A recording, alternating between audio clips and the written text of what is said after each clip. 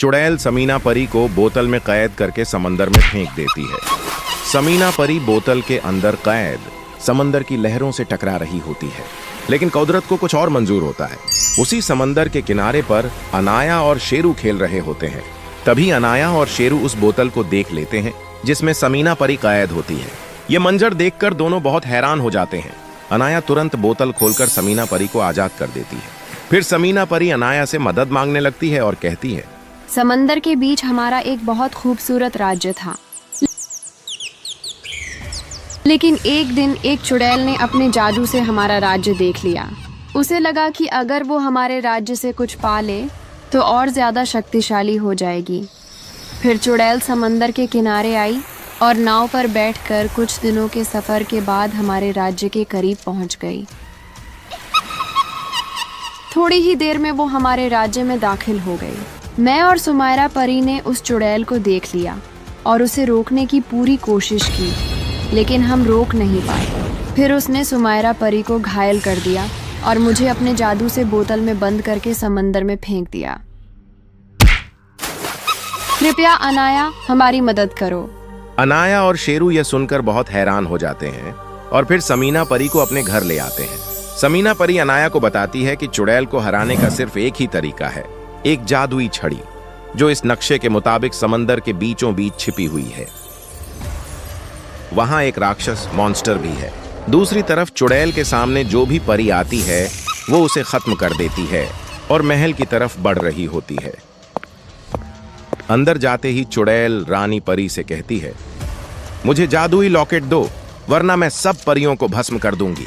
रानी परी लॉकेट नहीं देती तो चुड़ैल महल में सब परियों को अपने जादू से मार देती है। रानी परी लॉकेट को बचाने के लिए महल से तुरंत निकल जाती है और छत पर जाकर महल से छलांग लगा देती है। नीचे जोर से गिरती है। फिर किरण और इरम परी उसके पास आती हैं और उसे पकड़कर एक छोटे से घर ले जाती हैं। वहां एक बुजुर्ग औरत रानी परी की मरहम पट्टी करती है। फिर रानी परी जादुई लॉकेट निकालकर किरण परी को देती है और कहती है, तुम ये लॉकेट अनाया तक पहुंचाओ, वो और कोई नहीं मेरी बेटी है। किरण परी यह सुनकर हैरान हो जाती है और कहती है, नी परी, मैं हर हाल में ये लॉकेट अनाया तक पहुंचाऊंगी। फिर लॉकेट लेकर किरण परी निकल पड़ती है।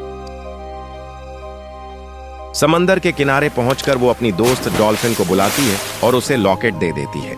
डॉल्फिन समझ जाती है और तुरंत लॉकेट लेकर अनाया की तरफ तैरने लगती है। दूसरी तरफ अनाया वो नक्शा लेकर जादुई छड़ी पाने के लिए निकल पड़ती है। कुछ देर बाद वो समंदर के किनारे पहुंच जाती है। तभी समंदर से डॉल्फिन बाहर आती है और अनाया को लॉकेट देकर सब कुछ बता देती है। अनाया उस लॉकेट से समंदर में जाने का रास्ता बनाती है। लॉकेट पहनकर वो और भी ज्यादा शक्तिशाली हो जाती है।